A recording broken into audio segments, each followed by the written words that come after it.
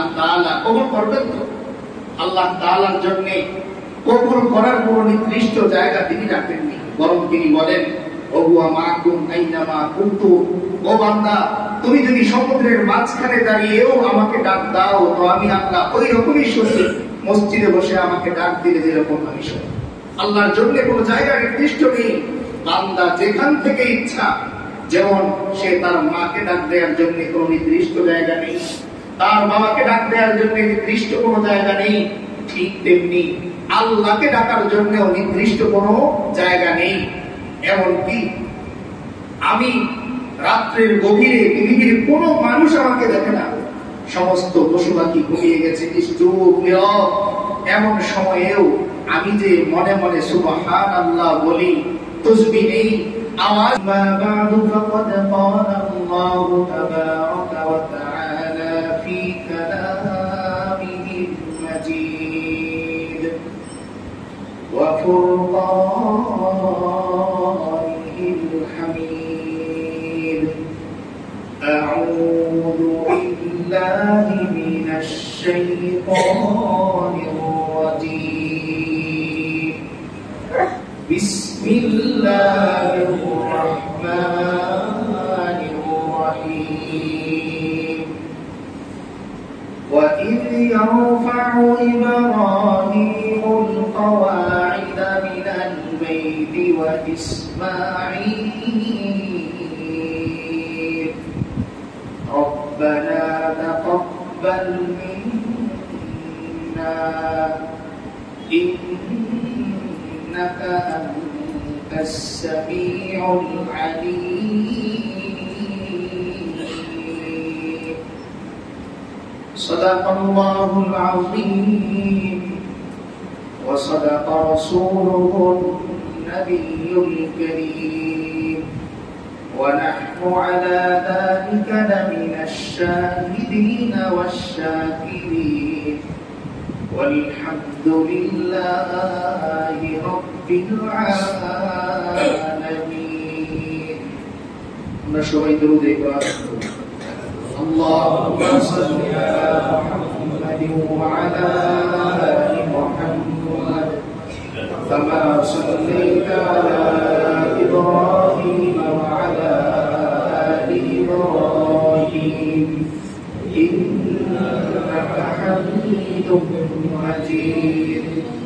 اللهم بارك على محمد وعلى آل محمد كما باركت على إبراهيم وعلى آل إبراهيم إنك حميد مجيد. الحمد لله. আল্লাহ তাআলার দরবারে লাখ কোটি শুকরিয়া যে মহান আল্লাহ রাব্বুল আলামিন আমাদেরকে দুনিয়ার এই আখিরাতের পরীক্ষায় পাশ করার জন্য, কৃতকার্য হওয়ার জন্য, সফল কাম হওয়ার জন্য, ঈমানের পাশাপাশি সৎ আমল করার তৌফিক আল্লাহ তাআলা আমাদেরকে দান করেছেন এবং সেই সৎ আমলগুলোর মধ্যে অন্যতম এবং মর্যাদাপূর্ণ, আল্লাহ তাআলার কাছে গুরুত্বের দিক দিয়ে সবচেয়ে গুরুত্বপূর্ণ ইবাদত নামাজ। এই নামাজ পড়ার লক্ষ্যে, নামাজের উদ্দেশ্যকে সামনে রেখে দুনিয়ার সবচাইতে প্রিয় জায়গা আল্লাহ তাআলার কাছে মসজিদ, এই মসজিদে এসে বসার তৌফিক আমাদেরকে দান করেছেন। এজন্য আমরা সকলেই একবার কালিমাতুশ শুকর আদায় করি, আলহামদুলিল্লাহ। যে মানুষগুলোকে আল্লাহ তাআলা হাশরের ময়দানে জান্নাতি বলে ঘোষণা করবেন, সে মানুষগুলো চেনার উপায়ও আল্লাহ তাআলা তার হাবিবের মাধ্যমে ঘোষণা দিয়ে দিয়েছেন। এজন্য রাসূল করিম সাল্লাল্লাহু আলাইহি ওয়াসাল্লাম এক হাদিসে সাহাবায়ে কেরামের প্রশ্নের উত্তর দিতে যেয়ে তিনি বলেন, قاربوا وسددوا فكل ميسر لما خلق له সাহাবায়ে কেরাম যখন রাসূল করিম সাল্লাল্লাহু আলাইহি ওয়াসাল্লামকে জিজ্ঞেস করলেন, ইয়া রাসূলুল্লাহ, আপনার বক্তব্য অনুযায়ী, আপনার বক্তব্য অনুসারে যেহেতু সকল জান্নাতি মানুষের লিস্ট আল্লাহ তাআলার কাছে আছে, সমস্ত জাহান্নামীদের লিস্ট আল্লাহ তাআলার কাছে আছে, তাহলে তো আমি যাই করি না কেন আল্লাহর আদালতে আমার নাম যেই কাতারে লেখা সেই কাতারেই তো আমি অন্তর্ভুক্ত হব। তাহলে ফাফিমা আমালু ইয়া রাসূলুল্লাহ, আমল কিসের জন্য আমি করব? আমার নাম যদি আগে থেকেই জাহান্নামীদের অন্তর্ভুক্ত থাকে তাহলে আমি আমল করলাম সারা জীবন, কিন্তু আমার এই আমলের কি দাম? আবার যদি আমার নাম থাকে জান্নাতীদের কাতারে, তো আমি আর কষ্ট করে নামাজ কেন পড়বো, কষ্ট করে রোজা কেন রাখবো? আমি তো জান্নাতি। তখন রাসূল করিম সাল্লাল্লাহু আলাইহি ওয়াসাল্লাম বললেন, ও আমার সাহাবীরা, কারিবু ওয়াসাদ্দিদু, তুমি কোন দলে হাসরের ময়দানে থাকবে এটা তোমার চিন্তা করার বিষয় নয়, এটা চিন্তা করার বিষয় আমার আল্লাহ।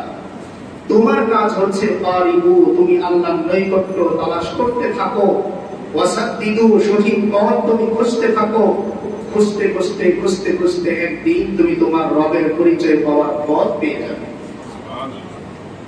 শেষে রাসূল করিম সাল্লাল্লাহু আলাইহি ওয়াসাল্লাম এমন এক ছোট্ট বাণী বলে দিলেন যে আমি আমার নিজেকে এই বাণীর মাধ্যমে পরীক্ষা করতে পারবো আমি কি জান্নাতি নাকি জাহান্নামী।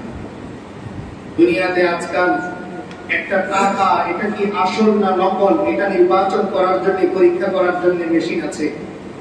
ঠিক তেমনি আমার খাদ্যটা, এটা কি ভেজাল নাকি ভেজাল আছে, এটা পরীক্ষা করার জন্যও মেশিন আছে। ঠিক তেমনি আমি কি হাসরের ময়দানে জান্নাতি দলের অন্তর্ভুক্ত হব নাকি জাহান্নামীদের সাথে অন্তর্ভুক্ত হব, এটা যাচাই করার জন্যও আল্লাহ তাআলা তার প্রিয় হাবিব রাসূল করিম সাল্লাল্লাহু আলাইহি ওয়াসাল্লামের মাধ্যমে একটি মেশিনের কথা বলে দিলেন, একটা উসুল নিয়মের কথা বলে দিলেন, যে এই নিয়ম দিয়ে আমি আমার নিজেকে যাচাই করতে পারবো আমি কি জান্নাতি নাকি জাহান্নামী।